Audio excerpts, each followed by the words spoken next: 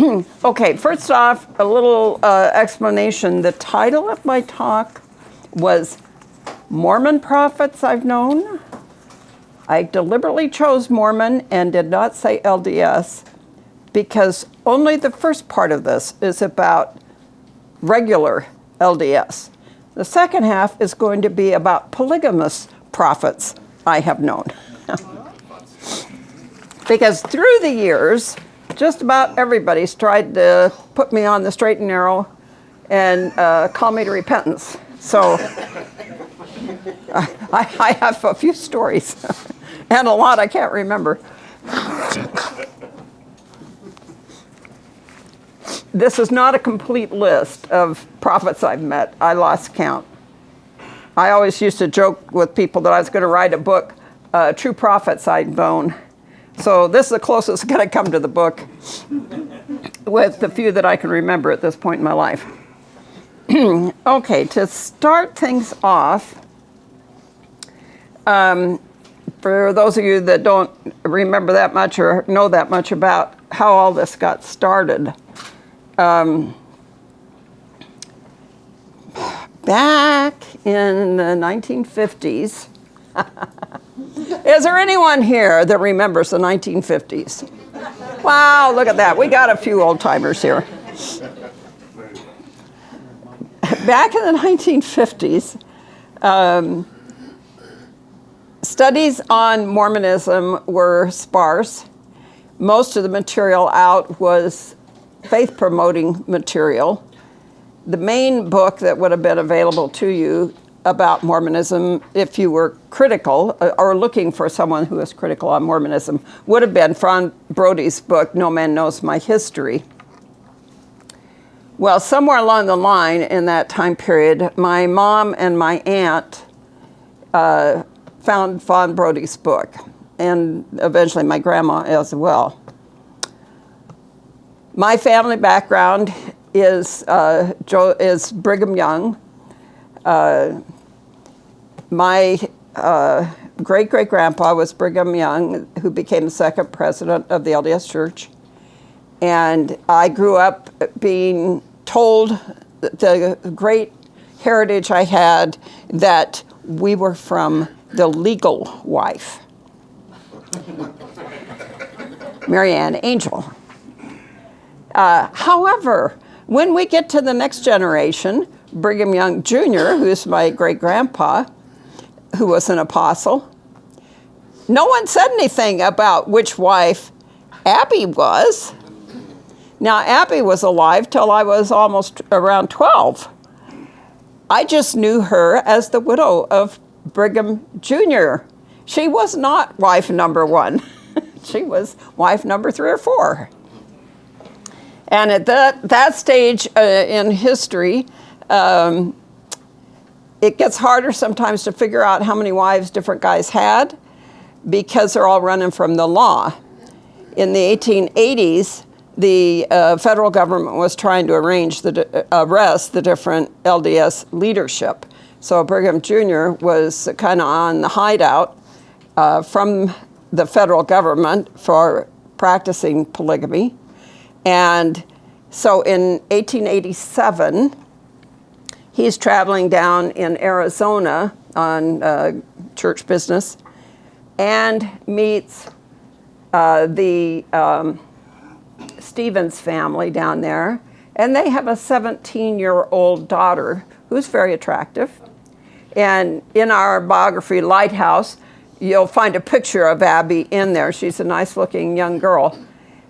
17-year-old meets Apostle Brigham Jr., who's a little overweight at this point, not real bad, but I mean, he was not Hercules.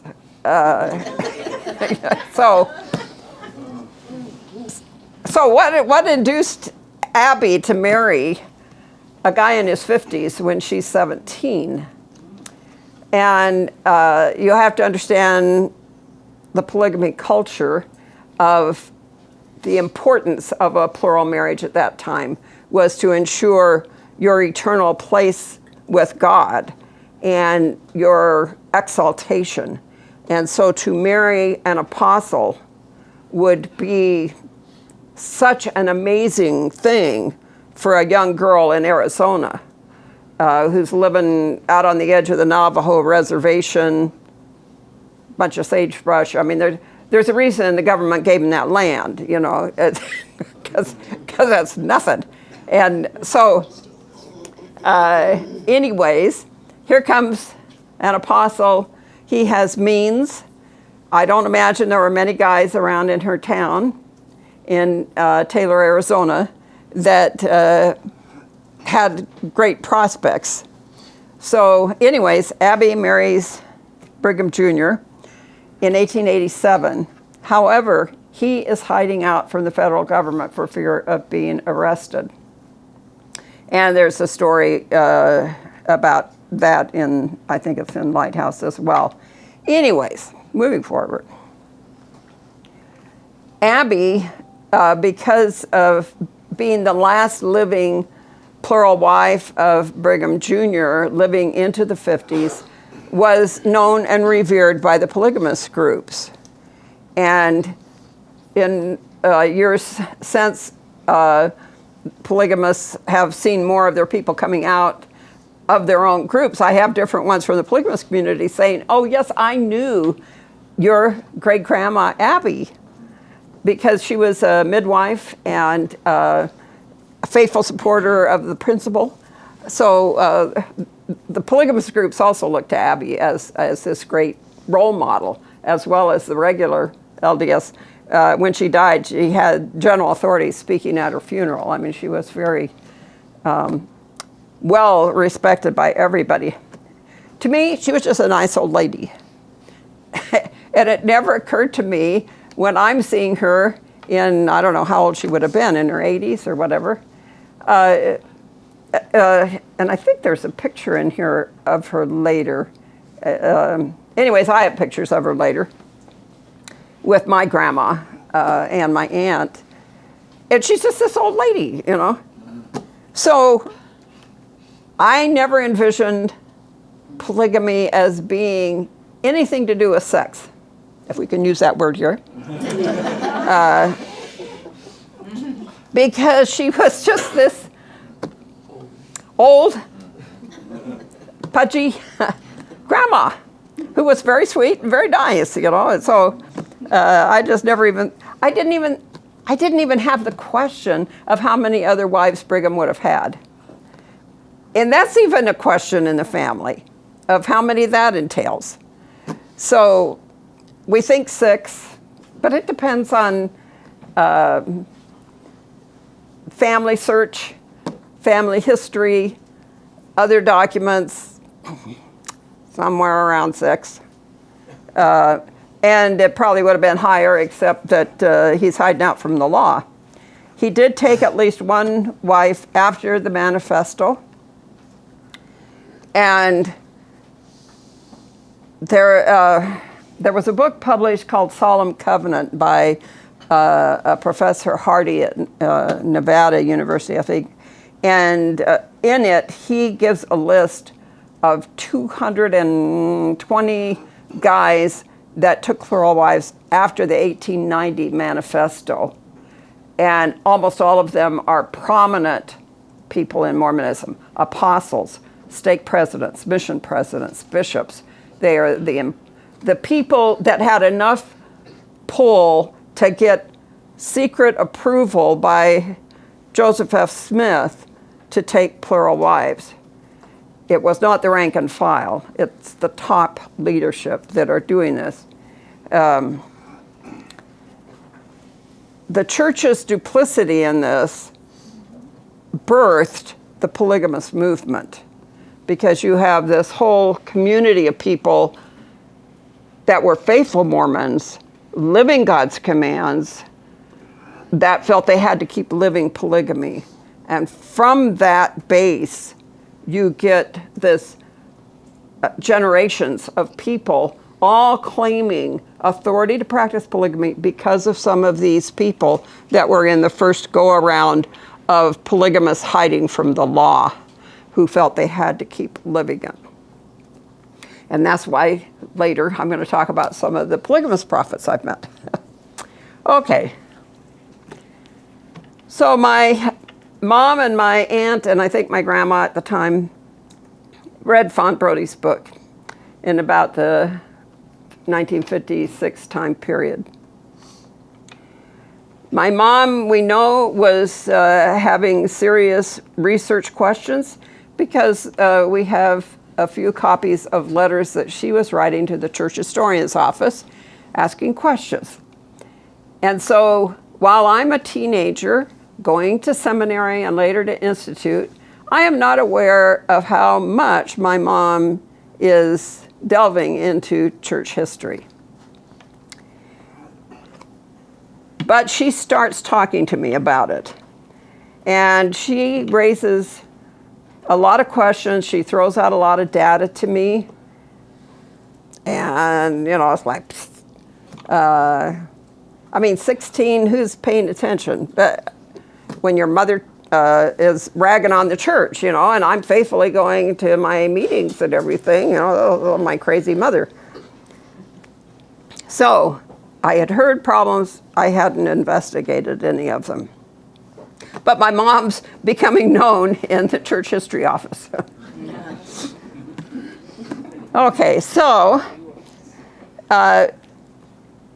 because these three women had started studying and everything, my grandma here in Salt Lake, my family's living in Southern California, my grandma here in Salt Lake, she starts studying and that, and somehow or another she meets James Wardle, the barber, who is a reorganized guy, and he was the center hub of anyone investigating any of the splinter groups or Mormonism or reorganized church or any. The Crossroads of the West was James Wardle's barbershop. And everyone that was studying ended up flowing through there at some point. Somehow my grandma got on James Wardle's mailing list, and this becomes important because at this time there's this nice young Mormon boy named Gerald Tanner who is not doing well in high school.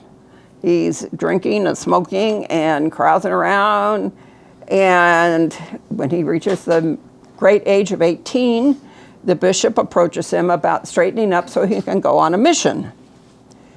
And so Gerald has to do some serious thought about mission. He'd never really thought about the church that hard as a teenager. So he reads the encyclopedia article on Mormonism. It tells about about splinter groups and the reorganized church in particular. So he asks his mom about that, and she says, we don't talk about the splinter groups. Well, he went and visited the reorganized LDS church, and there he met James Wardle, the barber. James Wardle invited him to his barbershop. At the back of his barbershop, James had the largest private collection of early Mormon books of anyone in the state that I know of at that time. He had original Book of Mormon, early editions of the Doctrine and Covenants, the Times and Seasons, the early Millennial Stars, the different writings of the church leaders. At that point, the reprint of the Journal of Discourses was not available yet, but he had some volumes of that. So he's this font of information, and so Gerald launches into this study to decide how much he believes Mormonism. In the next couple of years, Gerald read through the entire 6-volume history of the church and all the scriptures. Now, this is a fellow that graduated from high school, but just barely. And he did not have any motivation in high school to look to anything higher than he told his dad he just wanted to be a gas station guy and pump gas. His father was a meteorologist who graduated from BYU and took classes at MIT. this was not the career path his father had for his son. So here's this boy that was not a reader. He had trouble with his eyes. In fact, he was one of the first guys to wear a contact lens. I have Gerald's early lenses. They are the size of a quarter. They cover the whole front of the eye. God, it must have been horrible. He says he'd left them on too long one time and he could hardly pry them off his eye because these are hard lenses. And I look at them and it makes me cry. I think, how did you even get them in? So he had never been encouraged to read or study because of having really bad eyesight. Well, he suddenly discovers reading. He finds from James Wardle about this little group in Missouri that had left the reorganized LDS church and set up their own little church that believed just the Bible and Book of Mormon and nothing else. And he went back to Missouri to check out church history, to visit the splinter groups, spent time with this little group. And through their influence, he came to faith in Christ, but he still was hanging on to the Book of Mormon. And so Gerald decides to start having some little cottage meetings in his house to tell about this little group in Missouri of what they had found and why you should follow David Whitmer, one of the witnesses of the Book of Mormon, why you should follow his line of thought that Joseph's a fallen prophet, only believe the Bible and Book of Mormon, follow Jesus, and forget all the Joseph Smith stuff. Everything after the Book of Mormon is scrap.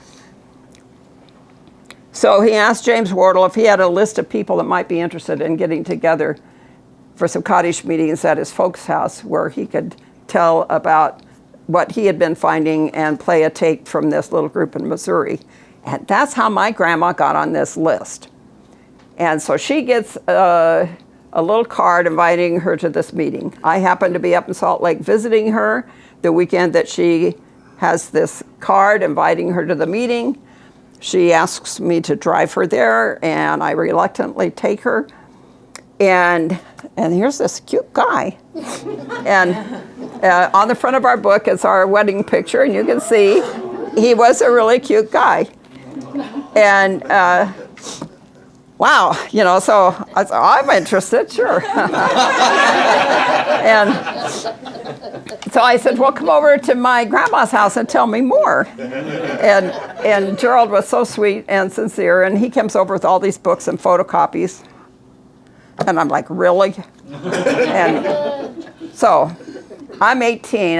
I am not on a spiritual quest at this point. Anyways, Gerald's talking about stuff my mom had talked about. So it wasn't the first time I'd ever heard any criticism of Mormonism. It's just the first time I heard criticism from somebody that I listened to.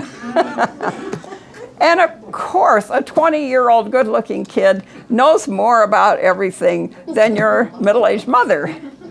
So anyway, so we start meeting up, and Gerald's showing me all these problems that he was having, and we have a Whirlwind romance, which is in our biography.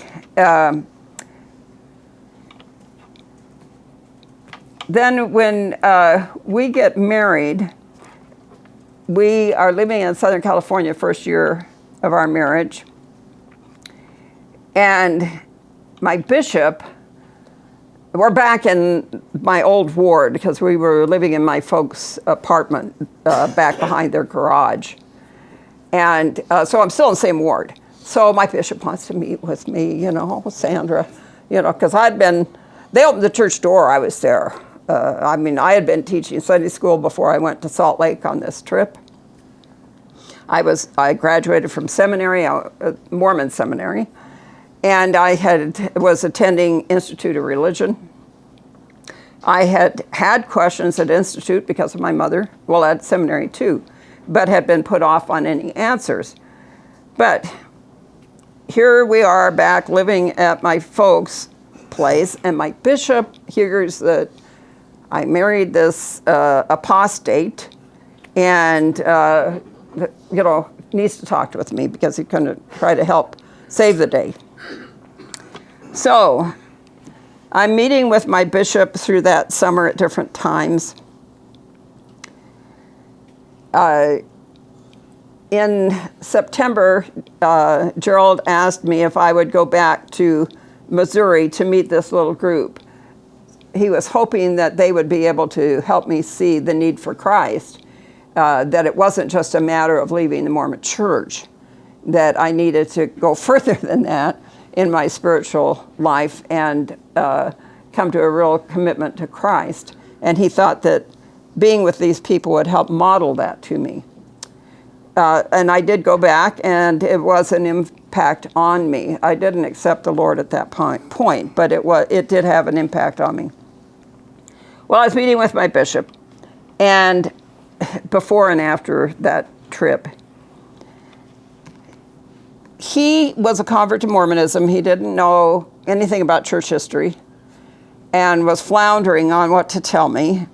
And so finally he says, Sandra, if you'll write up your questions, I will send them to Joseph Fielding Smith, who was church historian and an apostle, future president of the church. But he said, I will send your letter up to him for an answer. So, what do I write? What questions do I put together?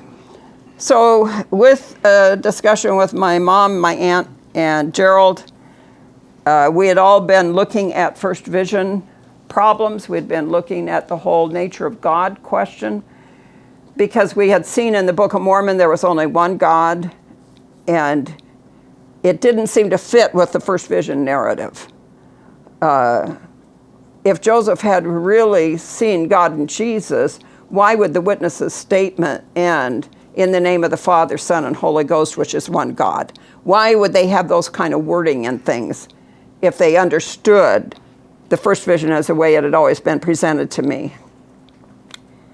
So I get my questions up, first vision questions, and I had asked him about a particular early Mormon book in the 1880s when it was the historical record, when a reprint was done of the book, there was a change made in an article that was talking about the first vision, where the change originally the account of the first vision in this 1880s Mormon magazine was that Joseph went into the woods and an angel appeared to him. When it was reprinted, it was changed to the Christ. Now, why in the 1880s would this kind of change happen? Well, in our studies of the first vision, we found that the Journal of Discourses, the early church publications, seem to all frame the first vision story in terms of angel or angels. They were not specifically saying the Father and Son.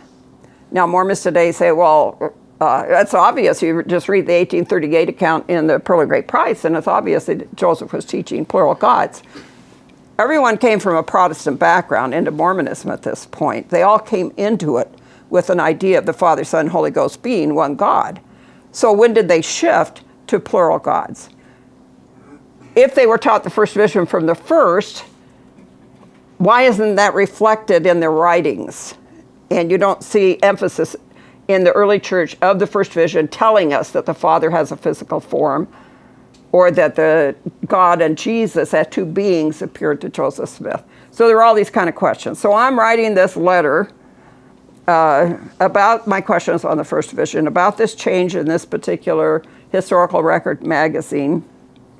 So at the end of my letter, at the last part, I said, I would like a photocopy of the Joseph Smith's handwritten account of the first vision.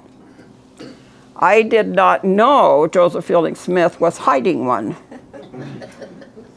We now know that there was this 1832 account that just speaks of the Lord coming, not of the Father and Son. We now know that at some point that account was cut out of the record books, and Joseph Fielding Smith set it aside somewhere so that the average Joe Blow didn't see it. We don't know when he pasted it back in, but I think it all happened around this time. So here we have, in the 59-60 time period, people asking about the first vision and about this early period of Mormon history, I'm asking for a reprint, a photo of the first account of the first vision in Joseph's handwriting. I think Joseph Fielding Smith thinks I know about the 1832 account. I didn't.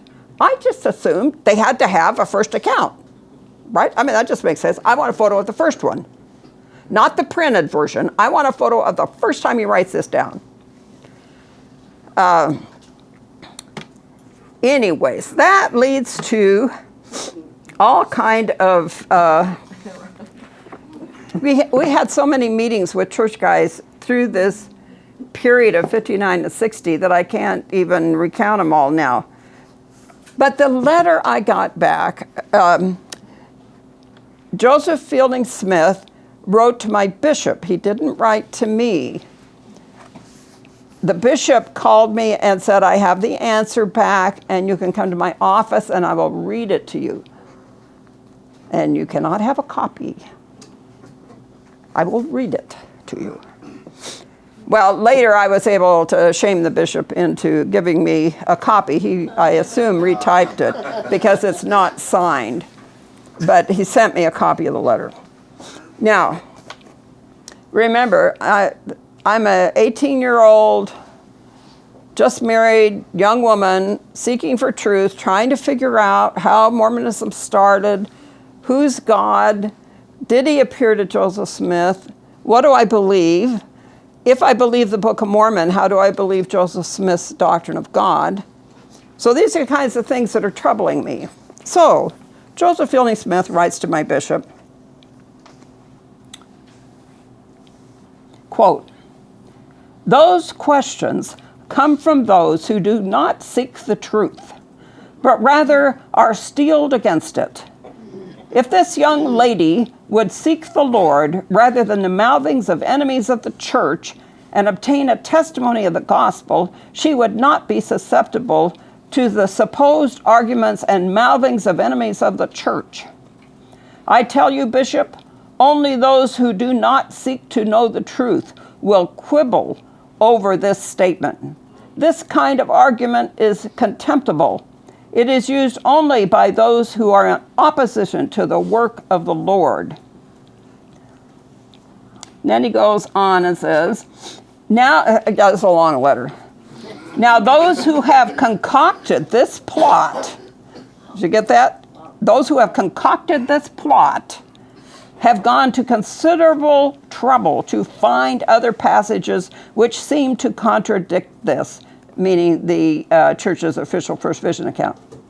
If they had placed half of the diligent search in prayerful faith, the chances are that the Lord would have given them a personal revelation that this is true. But no, they must quibble over it. Yes. Now, I'm this young girl sitting in the bishop's office, and he's reading this to me. Hello? I apologize. I thought I already had it on silent. And I'm sitting there, and he's reading this denunciation of this big plot and these group of people that are conspiring and this big thing, you know, and I thought, what, me and Gerald and my mom, you know, I mean, just, it just, what big plot are we talking about?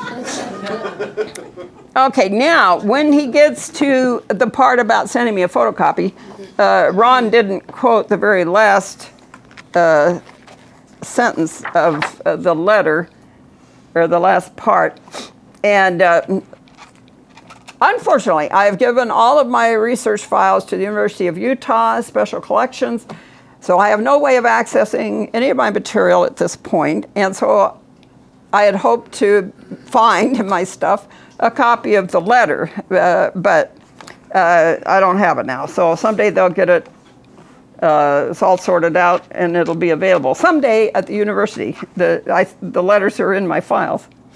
But at the end of the letter, he says, this young woman asks for a photostatic copy of the prophet's statement in his own handwriting. Well, if we were to furnish it, would that convince her? How does he know it won't convert me? Because he knows what it says. He doesn't come right out and say there is such an account, but the inference is there. He knows if he sends it to me, it won't convince me. It will just add fuel to the fire. Because it'll just say the Lord. It won't say the Father and Son. So, by the way, if you want to know more about all this crazy stuff, our case against Mormonism, Volume 1, gives a little further background on this first 2 years of our crazy endeavors of talking to everyone under the sun, trying to find answers. Obviously, Ron couldn't tell everything. When you got 60 years to cover, you have to shorten it down somewhere. Anyways, so that was Joseph Fielding Smith's response to me. Now, we know now why he couldn't show me the thing. But, so that was one experience with a prophet of God, which did not help me in thinking that I was going to find answers from the Mormon church leadership. And, but I still had not made a profession of faith in Christ.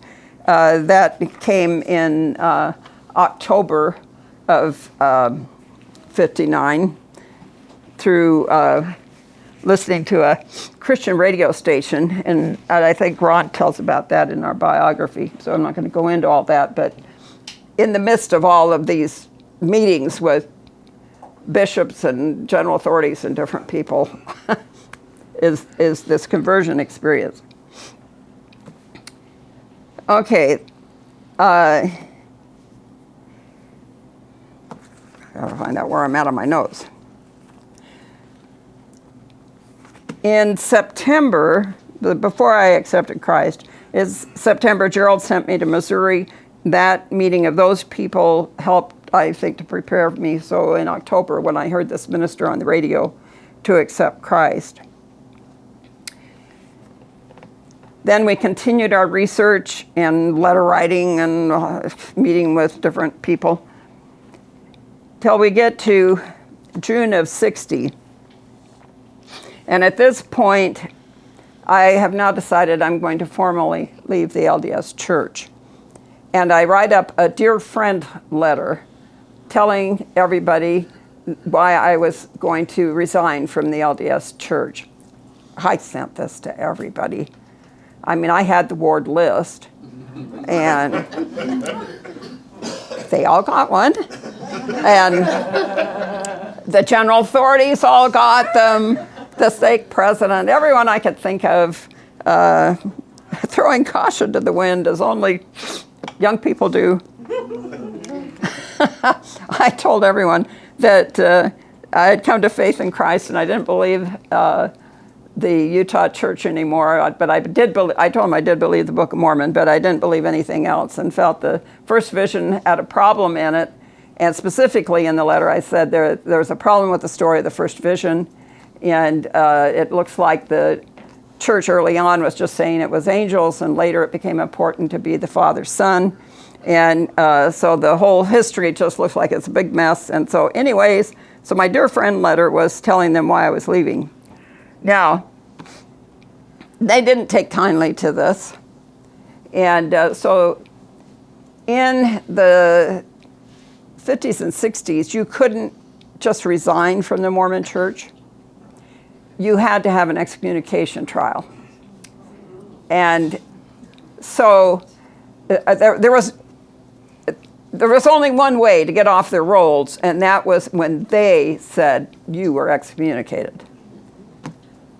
So I told the bishop, this is a new bishop now, I says, okay, I want my name off. Well, we have to have a court hearing. So two elders from the ward came out and delivered a letter to me. This is like getting served court papers.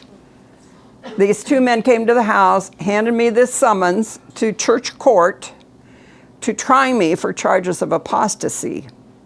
I asked for my name to be taken off. And they come out with a letter. I was demanded to come to church court, and they were going to present the things one way or another, and I had a chance to explain why I shouldn't be excommunicated if I didn't like what they were doing or whatever. And I went to this. So here's 4 men, and they have the bishops presenting all this evidence why I'm in a state of apostasy. One was my letter, and one was Gerald's letter to our ward teacher, where Gerald had told him a bunch of problems in Mormonism. And that was part of the evidence against me because I agreed with the letter. Anyways, so I was excommunicated. Now, my dear friend letter happened to end up with Apostle LeGrand Richards. So this is my next LDS prophet I meet. We got into, in the 1960 year, into a correspondence on my objections to Joseph Smith's first vision and what I said were historical problems with that. And LeGrand Richards was famous for, what was the book, A Marvelous Work and a Wonder. And at the time back then, that was practically like the Bible. Everyone relied on LeGrand Richards' book as the answer to everything. And for most people, he seemed like this nice, friendly old guy. But I can tell you, when he's upset, he has a temper as well. Anyways, so we have this exchange of letters. He writes to me and says that my stuff on the first vision is all wrong, and he can prove it by his great-grandpa, Joseph Lee Robinson, recorded in his journal in 1841 his conversation with Joseph Smith that day, where Joseph had related the first vision to him, and he had specifically written down that the Father and Son appeared to him in that vision. So I don't know what I'm talking about. And so we were writing back and forth, and I said, I would really like to see that entry. Because I was sure that he wouldn't have it. We had done enough research at this point that we knew the church wasn't telling the story that way. It's unlikely that this guy would have written it down that day in the way it was portrayed to us in this letter. I would like to see the quote. Well, we made arrangements to meet with LeGrand. We had moved to Salt Lake by this point. And so we went up to his office in August of 1960. And we go into his office, and this is written up in our biography. We go into his very impressive office, and he was miffed when we walked in because I think he was expecting me to come alone, and I came with Gerald. And I think that LeGrand Richards agreed to this meeting because he thought if he could get this young faithful Mormon girl into his office alone, that he could spiritually convince me to come back into the church. And when I walked in with Gerald, he immediately was miffed because I brought the enemy with me. Anyways, he hands us this little piece of paper that's got several quotes from his great-grandpa's journal in it. And one of the lines of quote was this thing about the Father and Son appearing to Joseph Smith. And Gerald says, well, this is just one line out of the journal. This isn't the actual quote. And then that really set off Richards, because in the 60s, no one questioned the general authorities. And, well, even today, I think the average Mormon wouldn't want to. If you were a faithful Mormon, you would not go up to a general authority and challenge him on his statements about church history. Anyways, there are these two young whippersnappers. They're questioning the Lord's anointed. So he was not in a good mood. Anyways, Gerald says, well, I thought we were going to see the quote. And LeGrand says, well, that should be enough. Well, no, it's just a type 2 lines. So finally, LeGrand agrees to take us to the Church Genealogical Library to see the microfilm of the journal. And that's a long story. When we get to the library, and he gets out the microfilm and puts it on the reeler and turns it to that page, and Gerald's reading that page, Gerald says to him, this sounds like Joseph Smith's dead. Everything on this page is past tense. I was expecting to see a day-to-day journal entry where it would be, I just got through talking to Joseph and he told me XYZ, not a past tense. Can I turn it back to see what the date is on this entry? Boy, did that set off LeGrand Richards. He whipped that microfilm off that reader and handed it to the lady and said, put it away. If they come back, you're not to show it to them. They're just troublemakers. And he stormed out of the room. Now, apostles never went into the genealogical library. It was obvious because we stopped the clock when we walked in, oh, it's an apostle, And so we become the center of this day's event. We're in the middle of this room with everyone with microfilm readers and all, and here we have an apostle saying, don't show this to them if they come back, And,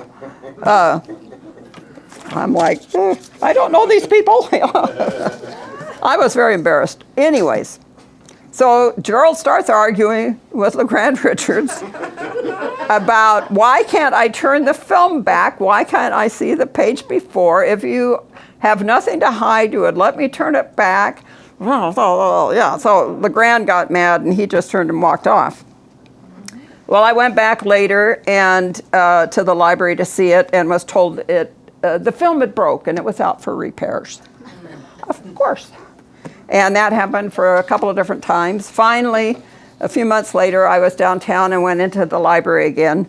And because I'd saved the call number from when we were there, I just turned in the call number and the lady says, well, how did you have that number? And I said, well, I was here a few months ago doing research, but there were some dates I needed to check, which was true. That's exactly what I needed to do. And I didn't get the dates, so I need to check the dates on the material I was looking at. And she says, well, how'd you have the number? I said, well, from this earlier time. Okay, so she figures I'm approved to see it, right? Because I saw it a few months ago. So she goes and gets it and puts it on the microfilm reader. And I turn it over and find the page. It's his memoirs, written in Utah in 1883. So it does nothing to prove the point that we were making, that in the 1840s, people didn't understand the first vision as the Father and Son. It was a heavenly visitation, a vision of some kind, but they were not using it to prove the Father and Son had physical bodies. So that was our infamous meeting with LeGrand Richards. He later wrote, my mother had written him, I don't know, we didn't save all this stuff because we never knew it would ever be important. But my mother had evidently been writing him, pleading my case or whatever, and he wrote back to my mother and said, if I thought that your daughter was really open to the truth, I would do anything to try to help bring her back into the fold, but she's obviously listening to the enemies of the church, and so I'm bowing out of the whole thing and won't be involved in the conversation anymore. Well, later, since we got copies of the some parts of the Robinson memoirs, we put out a little pamphlet with all the quotes that we had copied out of the film and printed it up. And next thing I know, we get a letter from LeGrand Richards threatening to sue us for printing parts of his great-grandpa's journal. And we didn't have the right to this because he, as one of the ancestors' descendants, had not given permission for this. And I'm like, hello, people. No one's asking my family for permission to print all the Brigham Young and Brigham Young Jr. stuff. So who gets to say this? Just faithful Mormons get to say? They don't ask all the families. My aunts and uncles were never asked about anything about permission to print Brigham Young Jr. stuff. And so it's just their way of intimidating you. Anyways, he never went through with the lawsuit. But on official church paper, he threatened us with lawsuit over printing Joseph Lee Robinson's extracts. Well, the year goes by. We're getting into all kind of trouble, doing all sorts of little pamphlets and newsletters and books and all kind of stuff. And then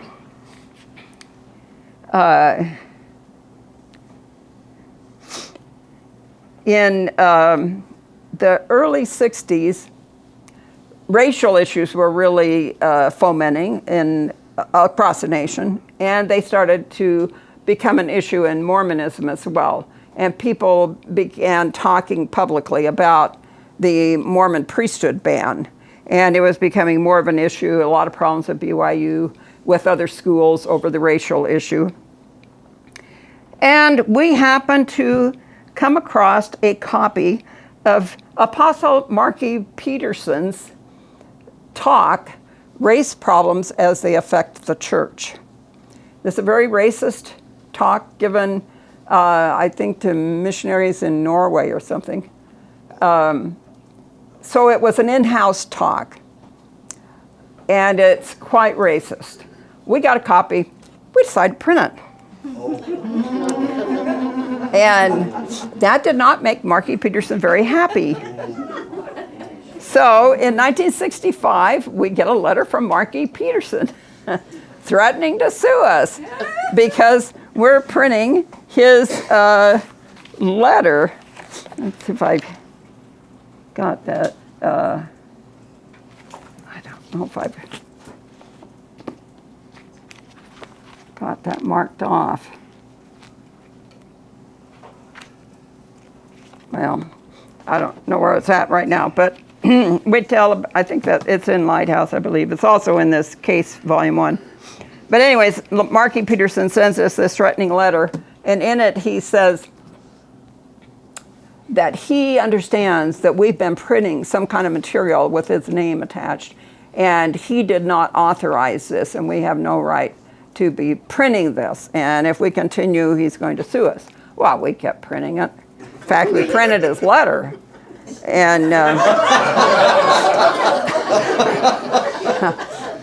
but he didn't follow through with it.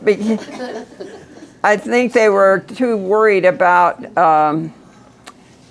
the general publicity that could come if they really went through with anything. It would just focus a spotlight on the racial issue, and it would be an acknowledgement that that very racist talk was authentic.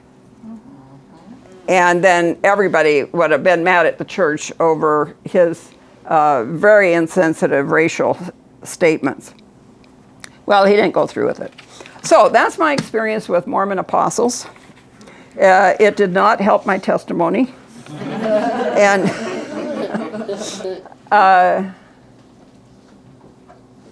I mean, I understand that, you know, when you've got someone in open opposition, that doesn't make for the harmonious association. But the way it was all handled, to me, spoke volumes about how much they exemplified the Spirit of Christ, because we were just two young kids. It wasn't any big conspiracy. I mean, we were so poor that if they'd have sued us, you know, and won, I mean, all they'd get is my old car, you know. I mean, it was this, we were not anybody. So, moving on. As I mentioned, we're now switching to polygamous prophets. Okay, so in 1960 or 61, after we moved back to Salt Lake, and we're down at James Wardle's barber shop looking up a reference because it was the easiest way for us to look up research material was to go to James' barbershop. Because otherwise, to go to the public library, the State Historical Society, or up to the University of Utah, you had to find parking. You had to go in, several flights of stairs, whatever, and fill out call cards and, rigmarole. And so it was just easier to just drop in at James and say, hey, do you have this particular book or whatever? And he'd get it out in the back and bring it out into the barbershop area where we could sit and look up the reference and then just handwrite out the reference we found. So we were there to look up something. And these two men walk in James' shop. One was tall and relatively good looking, and then another guy with him was a little shorter and less impressive. When these two walked into the barber shop, the taller guy had a commanding, authoritative presence about him, of being in charge, of just knowing who he is and being somebody. Well, this was LeBaron and his brother Joel. And they were up on some sort of secret missionary journey from Mexico up to Salt Lake to try to recruit members to the Church of the Firstborn. At this point, Joel, the older brother, but the shorter and less impressive looking of the two, was the head of the Church of the Firstborn at this point. But Ervil was the one in charge of the gathering at James Wardle's shop that day. When when James told me who they were and introduced us to them, I thought, this must have been like meeting Joseph Smith. Joseph Smith had to have some sort of presence and charisma that just hit you some way when you met him, that made him more believable. And meeting Ervil helped me to picture that better in my mind, because Ervil had that sort of just, when he walked in, you knew somebody important had walked into the room. Well, James introduces Gerald and I as this young couple struggling with Mormonism, and we're researching, and because this is 1960, I mean, we're just real babes in the woods on all this stuff. I think Ervil thought we were prospective converts to his movement because we were just on that cusp of leaving Mormonism and deciding what to do. So I think he thought we were a good prospect. So he invites us to meet with him later to talk more about our research and questions. And so it was arranged that Gerald and I and James Wardle, the three of us, would go to a specific place to meet Ervil and Joel later, and I don't know if it was that evening or the next evening. We drove out onto North Temple as you would head towards the airport. So over, I believe, past Redwood Road on North Temple somewhere. And back in 1960, there was just crummy, rundown buildings and a few brick office buildings, small brick office buildings, a deserted kind of crummy, rundown industrial area. Hardly any streetlights.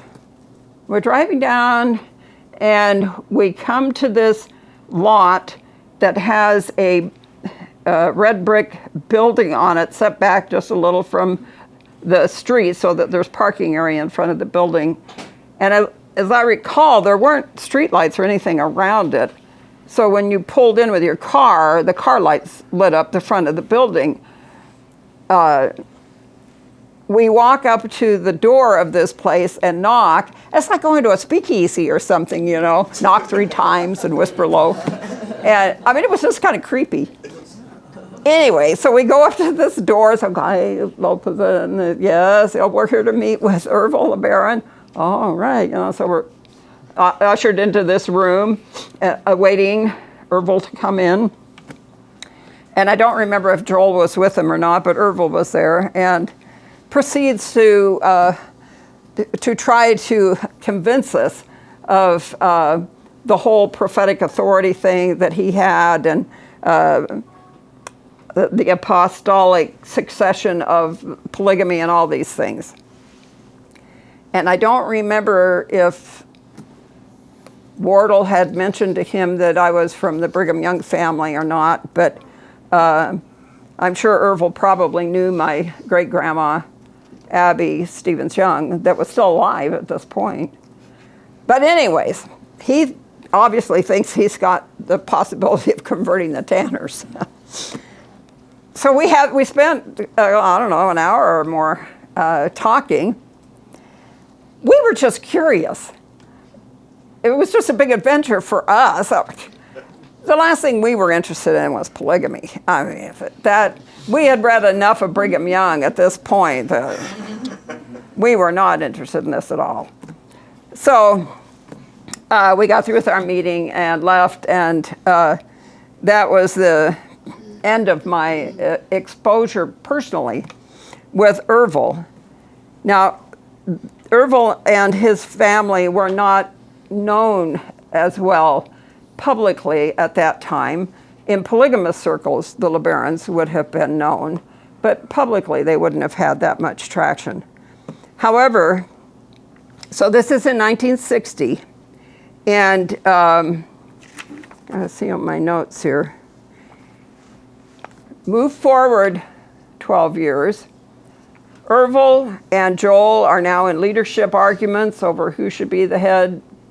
Ervil thinks he should be the head of the Church of Firstborn, not Joel. And so there's kind of factions bubbling up in the LeBaron groups of who should be the head cheese in all of this. Ervil has his brother Joel murdered. Ervil goes on to kill a couple of other people in the polygamous movement that were opposing him on his leadership. He even had his own daughter killed. I believe this all stems from the Brigham Young blood atonement doctrine, that if you were God's anointed, that you had the right to dispose of those who would challenge the work of God. And I'm sure that in Ervil's mind, he felt he was justified in these, but they were despicable, horrible murders. He later has Leland Allred killed, the head of the AUB. Leland Allred was a naturopathic physician here in Salt Lake, and a lot of the polygamous people went to him for medical stuff. And Ervil got two of his plural wives to make appointments to see Leland in his office as though it was a regular doctor appointment. I mean, he wasn't a real doctor, he's naturopathic. But they go into the office with Leland and shoot him at the behest of Ervil. Now, Ervil later was tried for these things. He ends up in the Utah State Prison for orchestrating the murder of Allred, and he's in prison for just a short time. I don't remember what the time period is, but it's a relatively short time that he's in jail, and he's found dead in his cell in 1981. There were a lot of questions in the Mormon underground community of why he died in prison. It's never been resolved. I think the prison just tries to say it was natural. Really? But he looked pretty healthy to me, but then, you know, who knows? But it's one of those questions of why did Ervil die in prison just not too long after being sentenced. leave that one there. I don't know. Now, in this church out of Mexico that the LeBarons are all involved in, you had these bunch of brothers that Ervil and Joel were part of in claiming apostolic authority to carry on polygamy. But another one of the brothers was a guy named Ross. Ross LeBaron lived here in Salt Lake. He was a goat farmer out on the west side. He was, visually, he's the opposite of Ervil. Ervil is this very dapper-looking, tall guy. Ross is a shorter, fuzzy beard, goat herder guy. And in fact, they joked around Salt Lake. They joked about Ross as he's full of the holy goats. For a while, he lived in a shed out where his goats were at. And he's just this eccentric, funny old guy. And people in Salt Lake didn't take Ross that serious because he just seemed like this folksy old guy running his goat farm. He also believed in flying saucers and was trying to build a model of flying saucer stuff. And I mean, he was just eccentric. His followers will call him eccentric. I mean, that's how eccentric we are. So Ross is also considered to be one of the guys holding authority. So with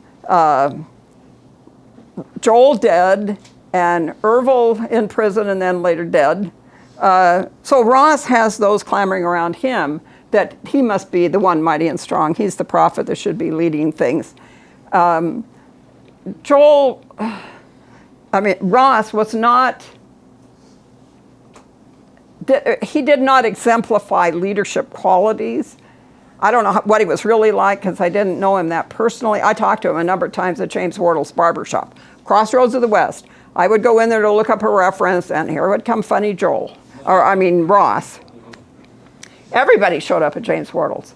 I met all kind of other prophets there that I can't even remember. And so there were those clamoring to be ordained by Ross to carry on the priesthood authority in the polygamous crowd of having the authority to seal and all this stuff. And two of the guys clamoring for Ross's ordination were Fred Collier and Robert Black. Now, if you read much on polygamous stuff, you'll run across these guys' names. But at the start of their career, they were just young guys coming out of Mormonism themselves. Robert was going to the BYU in the 1969-70 time frame. I don't know if Fred Collier was at BYU as a student or not, but he was down in that area.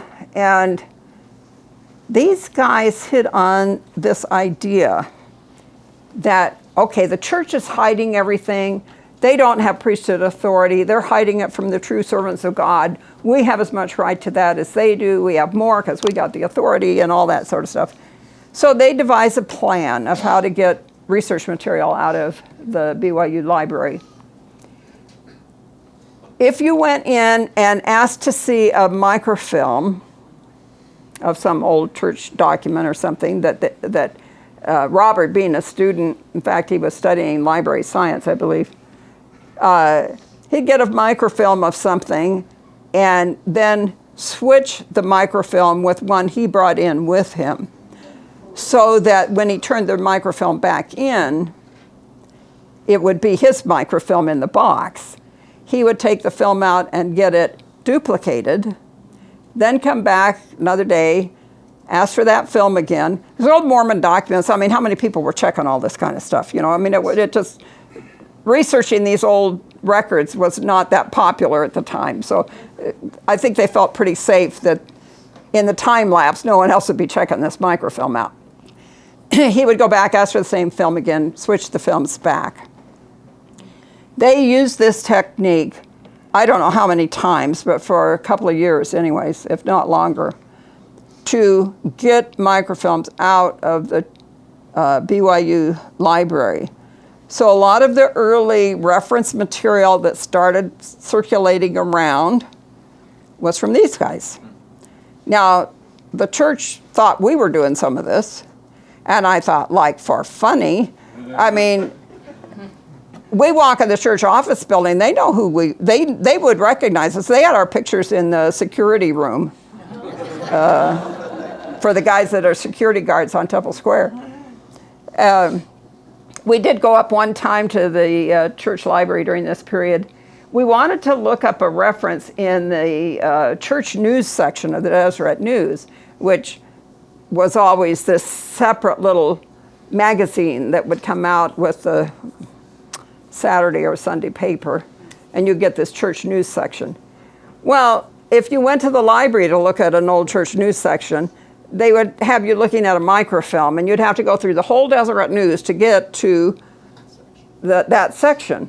But at the church library at that time, when you went into the church library, out in the reading room area, they had stacks of stuff that you didn't have to ask for. You could just get off the shelf and look at. And they had all the church news, bound all the years right there, so you could just pull it off the shelf and look at the reference. We thought, let's not go to the Salt Lake Library and go through the microfilm. We'll just go up to the church office building and get the thing off the shelf, and that'll be real quick. We'll just get that. And so we found the volume, and so I'm standing in line to go up to the photocopy place, the place where you had to have them make the photocopy. And I'm in line with this volume of the church news. And it wasn't anything controversial. It's just a reference. Well, it was controversial in the sense that one of their leaders had made a stupid statement we wanted to use. But but most people wouldn't have been looking for it. It's not like it would have rung any bells to anyone. So I'm standing in line with the volume to go up and get it printed. And there's several guys in front of me. And the guy in front of me, he turns and he looks at me and he says, "You look familiar." And, "Oh, I don't think we've met." And, yeah, you look familiar to me. And I'm thinking, oh dear, I hope this line hurries up before someone figures this out. Then this guy, I see him talking to somebody else. And then out of the corner of my eye, I see security guys coming down the hallway into the room I'm in. And I realize, okay, that's for us. I just stepped out of the line, set my book back down on a table, took Gerald by the hand, and I says, "I think it's time for us to leave." And we just calmly walked out the door, and two security guys followed us all the way to the front door. And this is in the 28-story office building when the church library used to be in the, the east side of the building there. Now they got their own building, but they used to be in the big story building. And so we just walked out with these guys right behind us. I mean, like 15 feet behind us. And the intimidation factor was there. Obviously we were walking out that building. We were persona non grata. And so that was our experience at the church historian's office. Where was I at? Back to Ross. So you got Fred Collier and Robert Black sneaking out research material. We got blamed for a lot of this stuff. We never took anything from the church office building ever. We did make a photocopy of one of the documents relating to Elijah Abel's grandson holding the priesthood, but we just made a copy within their own building of the film on their machine. We did not take anything from them out of the library. We just made our own photocopy in the building. But from that, we get accused of stealing stuff. So I'll put all the blame back on Robert and Fred.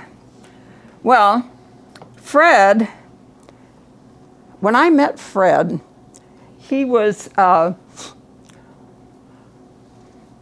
he looked like the Gestapo Junior League guys. He was blonde hair, blue-eyed, strong jaw, military sort of bearing. And he would come in and talk to me about research on polygamy and stuff. And if I would start pressing anything about comparing different statements of church leaders and whatnot that would make problems of church history, make problems for Joseph Smith's claims, you could just see the anger start to build in him. And one day I pushed it too far, and he just was ready to explode. He was so mad, and I thought, oh my word, this guy could be dangerous. Sorry about that, but how's your day? And tried to diffuse the whole thing. And from then on out, I did not try to engage Fred in discussion of things because I felt that his fervor for his movement was so intense that I was concerned about my personal safety. But Fred came in with books that he did on research that we sold some of his books in our store for decades.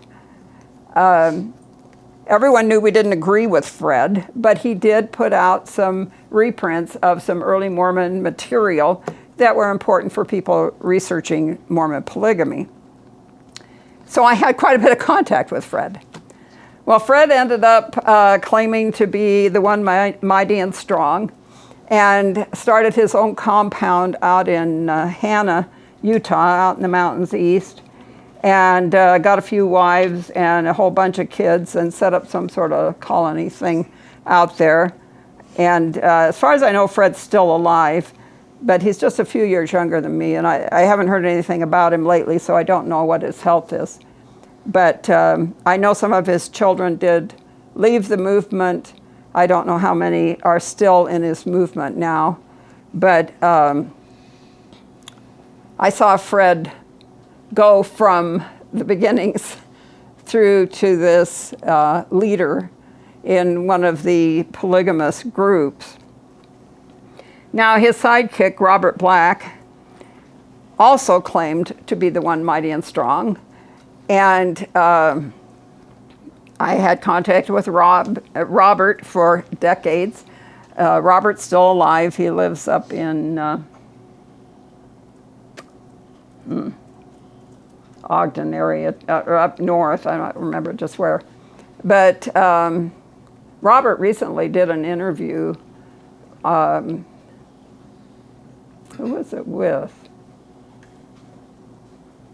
Might have been Lindsay Hanson Park that did the Year of Polygamy. They went up and interviewed Robert. But I knew Robert when he was going to college, and he was just this normal sort of guy. In the meantime, he's become this prophet and his own church. He was married when he was at BYU. I don't know if his first wife stayed with him. He later took a wife of I think it was Ervil LeBarons' daughter that he took as a plural wife, who's still living with him and helps to take care of him because he's very ill. And she stood by him all these years. Anyways, he ends up going through all these years through all this polygamous stuff and ends up claiming to become a Muslim. Now, how you reconcile being a Muslim with being the one mighty and strong, I'm not sure how that all fits together. But somehow Robert holds all these things at the same time. Go Allah, you know. So I don't know. It's just, I haven't quite made sense of his claims. He claims to have, I think, a couple dozen wives, but when you hear him talk, they're evidently Muslim women. I don't even know if he supports them. I don't know what the dynamics of that one. I don't think they're living with him, so I don't know how that works out. But he some way juggles his Muslim faith with Joseph Smith and Mormonism. And, okay. Robert's a nice guy, and I think Robert's, I think his intentions were always to look for God and truth, but I don't know what it was in his makeup that led him off the direction he went, but I cannot make sense of it even today, and he's stuck in that. I know for a while he lived back in the St. Louis area or somewhere, and he met different Christians back there, went to Christian churches, got involved with some Pentecostal people back there. Robert claims to speak in tongues. And I don't know. So just as an aside, speaking in tongues evidently is not a guarantee that you got the right scope of what it means to follow God, because I find his level of religion just very confusing. I mean, we had enough to worry about trying to figure out Mormonism without adding Allah to it, you know. So, anyways, now, oh wow, time's getting away from us here.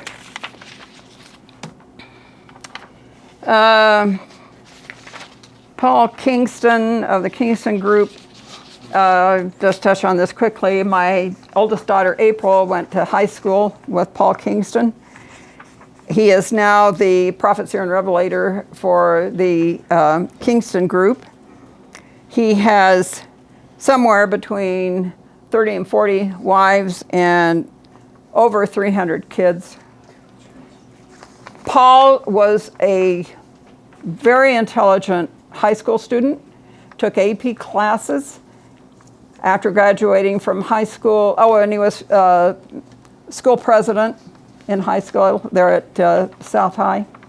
Then he went on to the University of Utah, got a law degree, and one of his brothers did as well. And he's the heir apparent to his father's church and business. Paul and his mother came into the store after Paul graduated and bought some reprints that we had done. And when Paul was in high school, he was going with a Mormon girl, and everyone thought they were really serious. And then just before graduation, my daughter came home from school one day and she says, "Mom, you won't believe this, but Paul got married." And really? Yeah, nobody knows this girl. We don't know anything about her. Well, we find out later she's one from the Polygamous group. And evidently his family put it to him, if he stayed in the group, he's the heir apparent of the prophethood of this church and all of the church's wealth, because they have millions of dollars. All of this could be his. But if he doesn't marry this girl and come into the Kingston group officially, that he will be put out of the family and he will have nothing. Now, this is an 18-year-old guy being told this. Here's your choice. You do what we say, you have everything. You don't, you're an orphan. He chose to stay with the family. And I don't know how, it's hard for me to picture the Paul I saw at South High with the Paul I read about when I read about polygamy. Because it's such a corruption of a wonderful mind and such great potential. And now it has just gone in the most bizarre direction. The Kingston group is just one of the more bizarre, well, I shouldn't say one of the more, they're all bizarre. Anyways, but Paul and his mother came in after high school, after he got married, and bought books from us. And I asked Paul one time, I said, well, gingerly, "Oh, Paul, so tell me more about the Kingston Co-op. I don't quite understand that." And So what about the polygamy stuff and all? And he downplayed all that. He says, oh, no, we're just a co-op. We're a business. It's not religious at all. No, it's not a church. We're not a religion. We're just this co-op and this business and all this stuff. Really? Okay. So that was a picture he put out publicly. But since then, I mean, that's years ago. That's back in the late 60s probably. And since then, we know so much more about the Kingstons and all the crazy crime that's been, that some of the Kingston fellows have got into business deals that have got them in trouble. And the one brother that got in trouble for abusing his daughter. A lot of bad stuff in the Kingston group. But anyways, that's my experience with Paul. Oh, so the one we didn't get to, I just have to touch on him briefly, is Leland Freeborn. And this is the Parowan prophet. Parowan, yeah. In 1975, Leland Freeborn, a Mormon fellow in Parowan, a successful farmer down there, businessman, entrepreneur, was flying his airplane and it crashed. And it was such a terrible crash that it put him in bed and he was months in a coma. When he came to, he had had a vision of Christ and for this call on him, whatever. So he's trying to figure out what to make of these vision experiences he's having and all. So he comes down to the bookstore to talk to me. And Leland's telling me all these things, and Leland, bless your heart, you know. You need to spend a little more time in your Bible, I think, and a little less time in that journal of discourses. And anyways, Leland was like a friend, sincere, just a really warm-hearted guy. And Leland we got to be, well, Leland came in and bought everything we had. He had got a settlement from the plane crash. And so with his newfound wealth, he came in the bookstore and bought everything. And so he said, so while he's recuperating through the next year or so, he sits there in his house and reads all this stuff, all this Mormon early literature, our stuff, everything, trying to sort Mormonism out. Well, we're hoping he's going to come out at the end of it and see through Mormonism. No, he gets visions and dreams and puts it all together, and God has called him to warn the world that the end is imminent. And you have to prepare because World War III is about to happen. He would come into the bookstore.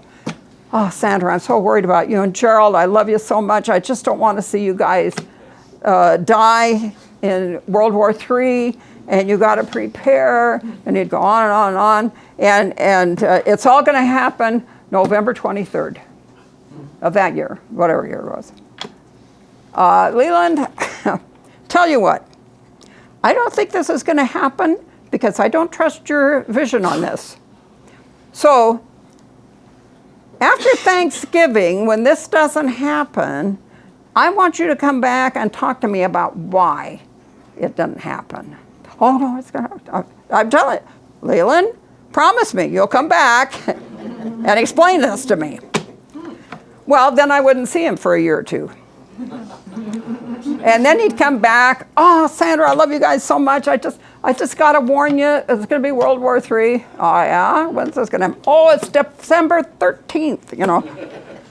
Leland, I don't think that's going to happen. So December 15th, I want you to come back and explain this to me. Well, then I wouldn't see him for another year or two. And this has been going on for decades now, of Leland predicting the end of the world, World War III is going to happen, and he can tell you just how to build your bunker in your house to protect you. Right? This reminds me of when I was a kid and we hid under our desks at school in drills for the atomic bomb. Like hiding under your school desk would save you from anything. Well, it's kind of that way in talking with Leland, because he tells you all about you got to fill these bags full of dirt. It has to be dirt, not sand, dirt. You got to get real dirt, just dirt, and put in all these bags, and you make this little igloo kind of thing that in your house somewhere that you could get in, and this will protect you. And really, well, when it doesn't happen, Leland, come back and talk to me. So, Leland had his own following. He claims to believe in polygamy. He had some woman write him and tell him she had to reveal to her that she was supposed to be his wife. And I don't know what happened to that. He's not real clear on what happened to that woman. But anyways, he built a 800 square foot fallout shelter down there on his property where they were going to hide out for all of this. I think some of it caved in later. But anyways, he was just this eccentric guy. And as far as I know, I think Leland's still alive. And he has his own wiki page, too, if you want to read about Leland. Very sincere, sweet guy. But I think that his plane wreck affected his mind, and he just has these visions and dreams all the time, and he can't sort out reality from it. As opposed to these others that we've talked about, who have much more mental capacity that you would think they could have made more sensible decisions. With Leland, it's brain injury, and so he's a nice guy. I wish him well. So, with all of that craziness, speaking of end times, just want to leave you with, turn my Bible, all right? Okay. Somewhere here.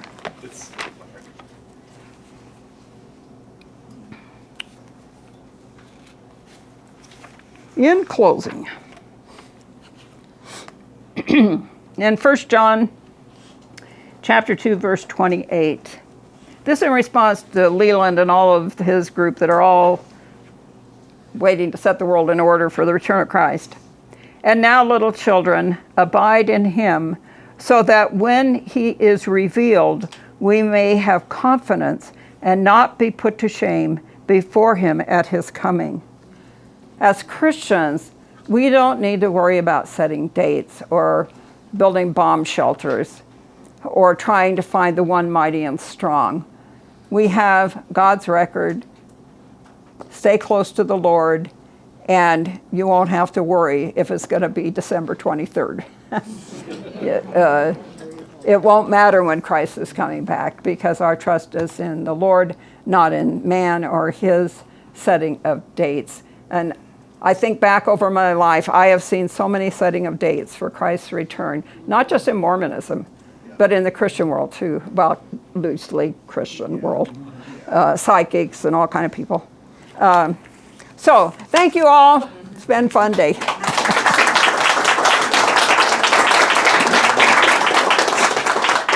Now, did you want to take a few questions, or? It's fine with me, if people want to hang around. Okay. If you have to leave or go potty, we could have a stand-up break. And, okay. I'll give you a couple of minutes if you got to leave or visit the John, and then I'll take some questions. So.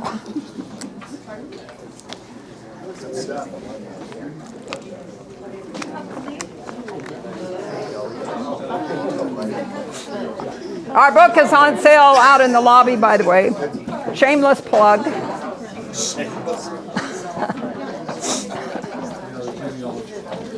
Earl knew who you were. That's why he pursued you. Yeah. He said he didn't remember.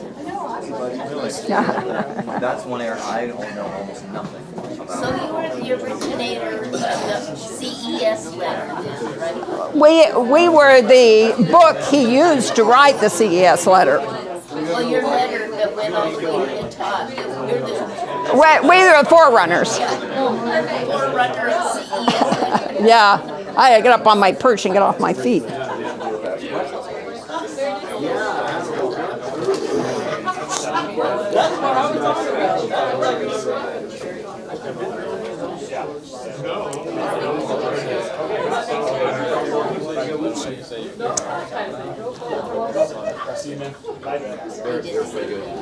Okay. Somebody's got a question, we'll have an informal. Did you get in with the Lafferty brothers with all this? Profit. I don't remember if the Laffertys ever came in. So, it's possible everyone came through there at some point, but I don't specifically remember meeting the Laffertys. I've met followers from all of the groups that have come into the bookstore on their journey out. And so I haven't met them all. I've met people from all of the groups that have come by and talked to me on their trying to sort things out. Snuffer? No, I didn't directly get snuffer. I got snufferites, but everybody came to try to convert me. Yeah. And then I had all kind of people leaving the different groups that came by to share their story and to look for more resources and just to talk to someone who had been through the standing against Mormonism and lived through it. Because the older you are when you leave and the more you've committed into whichever group you were in, the bigger the cost and the harder emotionally it is to reorganize your life. And so many times someone just wants someone to hear their story. And so I would sit there day after day and people would come in and just tell me their story. And I would cry with them, we would pray together, and I'd try to give them personal affirmation that you can do this, you can make this. There is life after whatever group you're coming out of. And to keep looking for God, that just because Mormonism is false doesn't mean Christianity is false.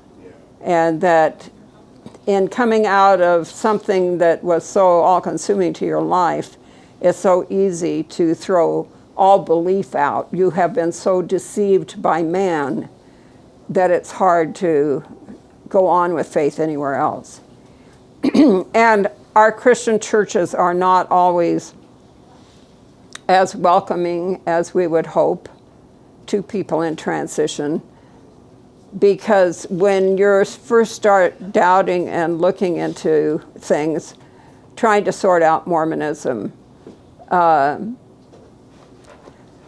people get out of patience that we don't come along faster and try to push too hard. Gerald and I believed the Book of Mormon for 3 years after leaving Mormonism, after becoming Christians. And it took us time to sort those things out. So I would just advise us all to seek more from God on wisdom and patience in talking to our community around us, that we don't put off an aura of condemnation that puts them off right at the start.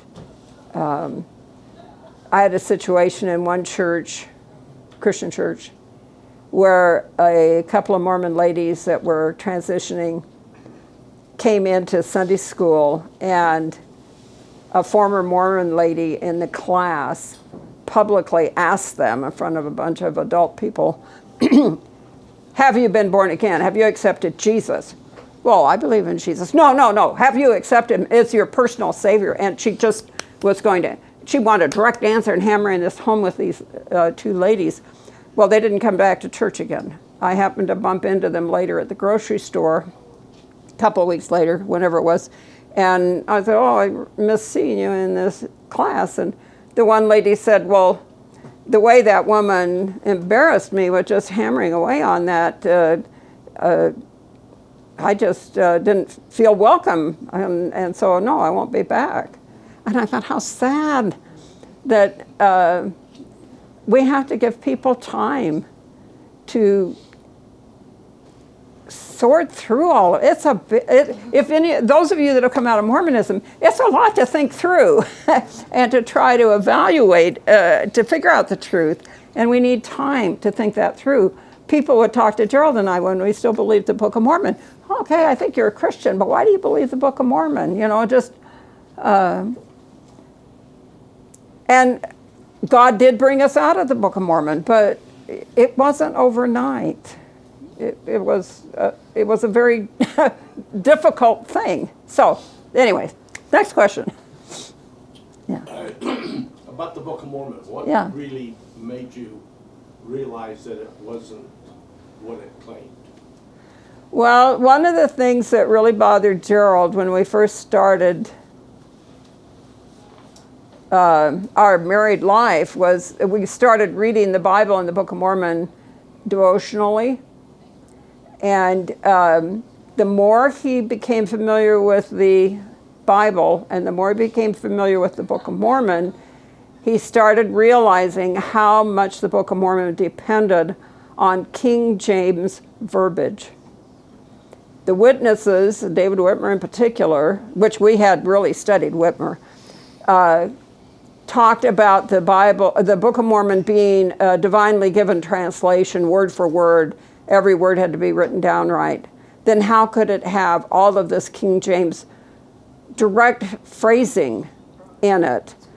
God translated the Book of Mormon into King James? I mean, why would God do that? No one spoke King James in Joseph Smith's day. All you have to do is look at the newspapers of the day. People weren't saying thee and thou and all those kinds of things. So why would God put King James phrasing into the translation when he's responsible for every word? And the more, the next couple of years, the more we looked at those things, the harder it became for Gerald to reconcile the extent of that. Of course, along the way, we started looking at other things as well. The thing that did the trick for me was reading M.T. Lamb's book, The Golden Bible, written in 1887 time period. And M.T. Lamb was a minister here in Salt Lake that gave a series of lectures on the Book of Mormon. And then it was printed in a book called The Golden Bible. And when I read Lamb, it was just the final blow to hanging on to the Book of Mormon, because he went through and talked about the problem of language and translation, and that there's no written language. The Mayan language has nothing to do with Reformed Egyptian. And, all those kinds of things. And he brought up all kinds of historical arguments in his book that as I went through the totality of the book hit me. There's no historical evidence for this story.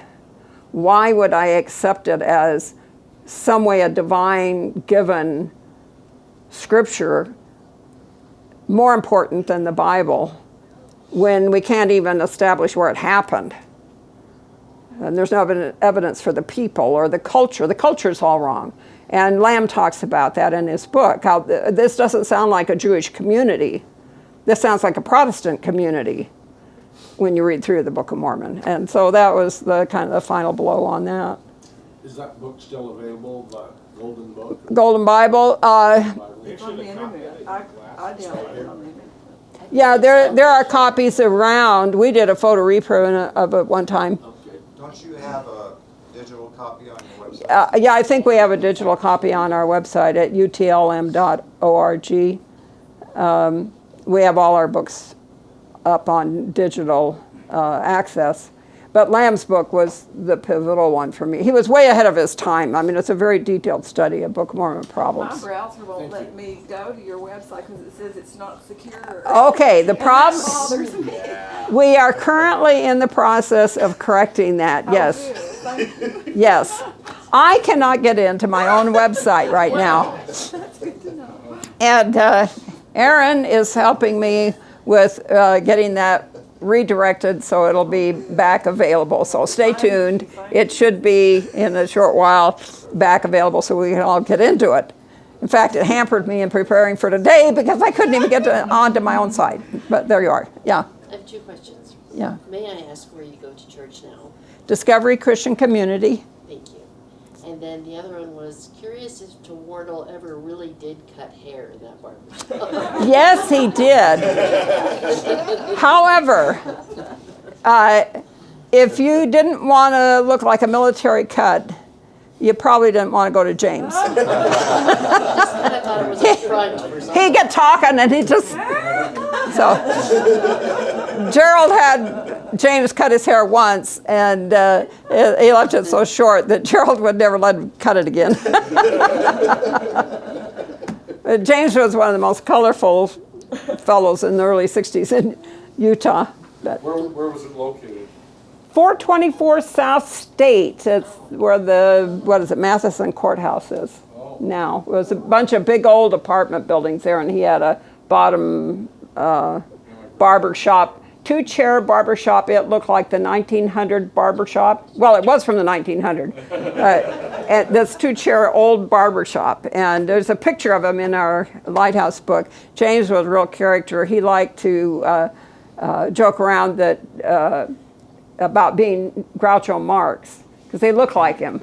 And James was a real character. He had sayings around on the walls, and one of them was that the world's greatest secret spreader. And so James was known to, if you gave him a document, it was going to go out to the world. He just, like I say, crossroads of the West. He just, everything he got hold of, any information, copy of a document, it was free to anybody else, you know. Whatever happened to his books? He got cancer and sold them to a man that lived in Bountiful who broke up the collection and sold part of it to the University of Utah, but parts of it he just sold off to different collectors.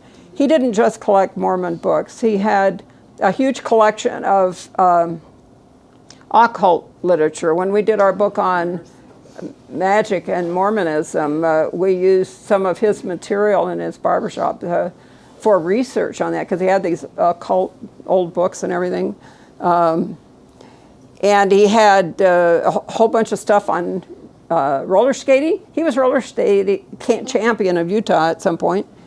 And I mean, he just eclectic. He just had all kind of unconnected things, but he had a huge Mormon collection.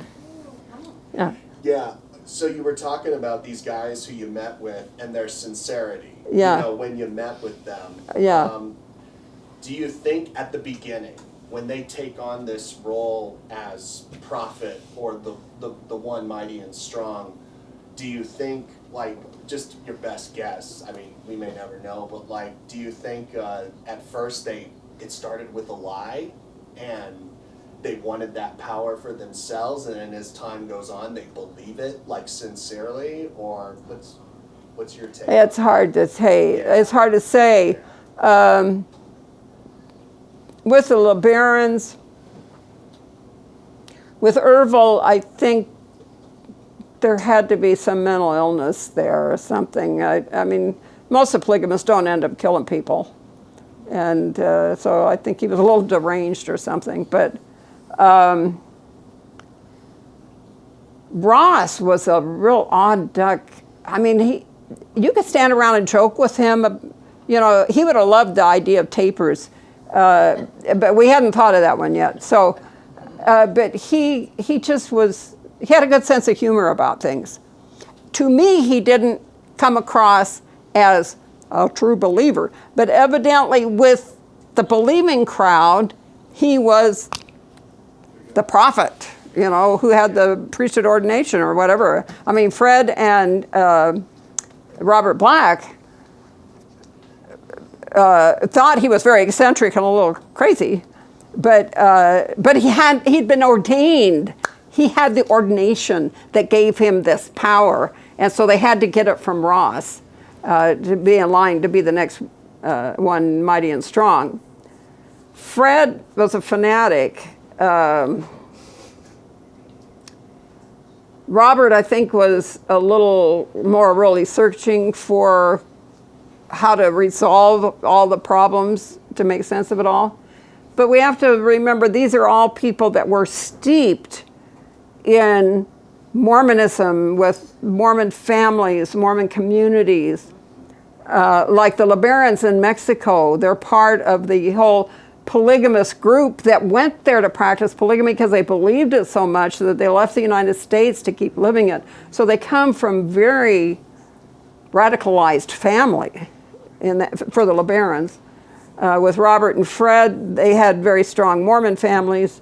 I don't know that their families were involved in polygamy, and they went into the polygamy. How much did they really believe?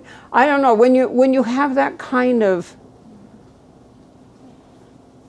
upbringing, commit yourself to it, at what point does it switch from true seeking to true power?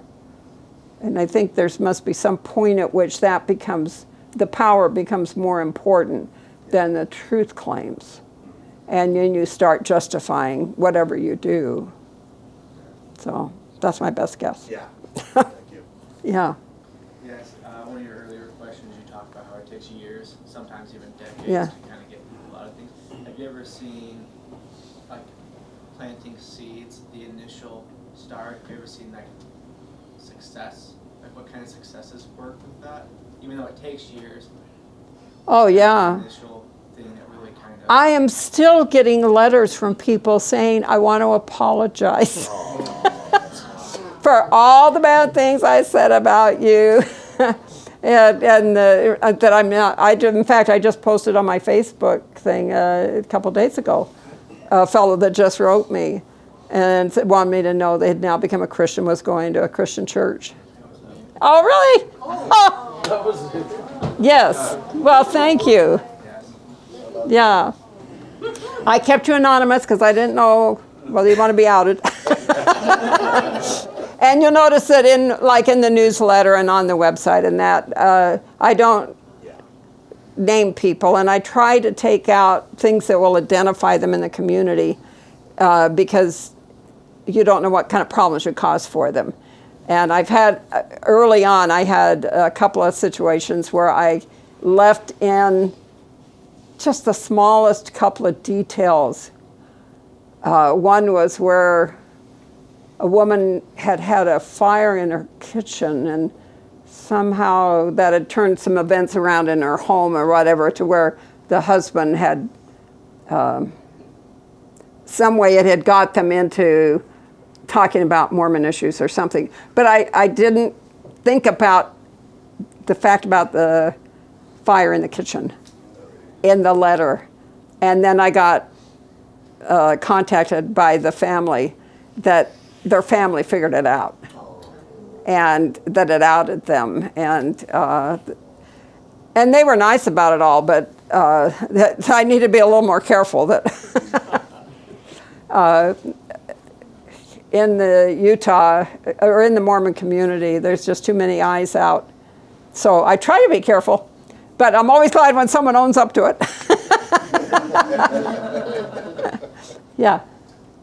Yeah, just thank you so much for being here today. I'm a former Mormon, now Christian, as a couple years ago, so thank you for all your work in that field. Yeah.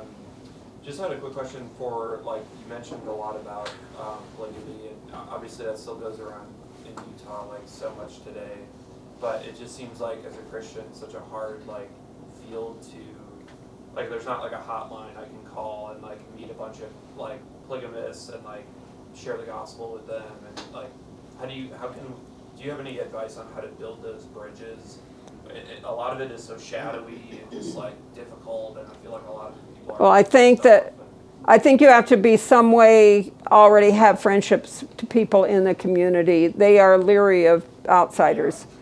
And so unless you have personal contact with someone, it would be very hard for you at the outside. But I think in general, in our Christian walk here in Mormonville, we want to put forward a loving, friendly atmosphere around us that would tell people that we're open for different points of view and we're open to respect people, and that so that if someone had any kind of questions or problems or something, that perhaps they would feel you are someone that would be safe I could talk to. So I think in our comments, in our daily discourse with people, we can give off that kind of vibe that we value different people's opinions and are not condemning. If you're around people and you're always condemning the stupid Mormons or something, then if a Mormon started to have questions, you're not the one they're going to go talk to. So I guess sow seeds where you're planted. That our biggest opportunities are the people in our circles. And the polygamous people, we just have to keep praying God will enlarge their circles to where they will run into Christians. And that does happen, but there is a trust level there for a lot of good reasons. So I don't have any big answers on those communities. They're just hard.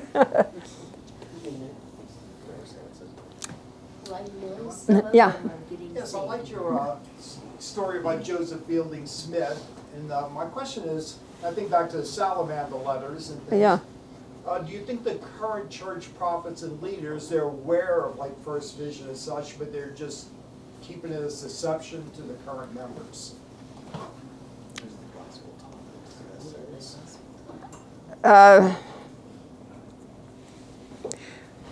Well, if we go back a few years, Hinckley knew. Dallin Oaks knew. These were men that studied church history and were aware of things. When you go back to the 70s, there was so much turmoil of new information coming out and discussions about everything that some of the apostles were paying attention to history and what was being happened. You had, like with Leonard Arrington being put out of being church historian and sent down to BYU, the church was, some in the church were paying more attention to what was being said on church history and that, and more aware of it. But the ones coming in since then, I don't know how much of them read any kind of church history. I think they all, today, I think they're just depending on what comes out in the church magazines and the church propaganda. And I don't know how many of them really look into any of it themselves. I think it's curious that since Arrington, all the church historians have been lawyers, not historians. So, and Nelson's so old, I don't know what he knows. I don't know what he would have known 20 years ago. But Hinckley wrote a little book called Truth Restored, where he discusses the first vision and early church history in that. And later printings of it, that Deseret book didn't have his name on it, was just done anonymously. But it originally was printed with his name on it. And when I first read Truth Restored, it just made me mad because I had done so much study on the first vision, and I thought the only way this book could have been worded the way it is someone knew where to hide the bodies, because the wording was such that he obviously was careful to have deniability and to over gloss areas where he knew the problems would be. So Hinckley, I think, knew where the problems were and understood church history. Dallin Oaks studied it all. Now he's so old, he's in his 90s, about to become prophet, but he'll be so old he won't be able to do anything. And but Dallin Oaks studied church history early on. How many of the other ones did, I don't know. But I think the majority today just are relying on church literature and don't really know much beyond that. Well, it doesn't seem there's any value to them to know it, so. Yeah, right. Just so they just go with the flow of what's accepted. Yeah. So in the early 60s, when you and Gerald were just getting started and, you know, documenting everything and doing all this, did you all have any support anywhere, like from a Christian church, or were you guys just having to deal with all this on your own? No, the Christian churches were all leery of us. Well, and in the beginning, for reasons. I mean, when we still believed the Book of Mormon, that didn't exactly bring them all to our front door. But after we gave up the Book of Mormon, no, pastors didn't know what to make of us. We were controversial and outspoken, ended up in the newspaper every once in a while, on the news. You know, just, so, no, we didn't. We had individual Christians that supported us. A couple of pastors that knew us personally and that, but the rank and file, it was guilt by association. You didn't want to be considered the anti-Mormon church. And so there was a feeling of not standing too close to the Tanners for fear of being labeled part of that rabid anti-Mormon culture. However, our pastors would have told you, I wish I had a whole church full of the Tanners. We didn't talk Mormonism at church. And we were always very careful about respecting the Christian community in its worship and building and that if we talked about Mormonism, it was because we were invited to do a class on it, not because we were wanting to keep it going in the community. If you came out of Mormonism, fine, but there's a point at which that should be just for classes, not for general discussion. The first time I got my dad to go to a Christian church with us, this is in California, the minister got up and made a crack about the Mormons. And my dad was so offended that it was years before I could get him to go back to another church again. So I had firsthand experience with not wanting cracks on different churches over the pulpit. So. Did your mom eventually leave Mormonism? Or did she... My mother and father both eventually left Mormonism. They did not become Christians till late in life. My dad became a Christian in a rest home here in Salt Lake through the ministry of a local pastor who visited him and led him to the Lord. My mother did not make a profession of faith until a couple weeks before she died. And then that was through my sister, who had become a Christian in midlife. And she and her husband were able to lead my mother to the Lord on essentially her deathbed, but at least a week before she died. So different ones of our family have come out and become Christians, and all through different means. I mean, everyone's a different story, but we've seen many of our aunts, uncles, cousins, brothers, sisters. Well, not my brother. My brother's still out of Mormonism, but not a Christian. So, but it's been a long journey, but in 65 years, we have seen many of them come to faith in Christ. Part of that was our Christian witnessed through the years, but part of it also was God bringing situations into their lives to bring them along in that journey. So, yeah, keep praying for your friends, family. And I think we better close at that point because it's 11 o'clock. Thank you.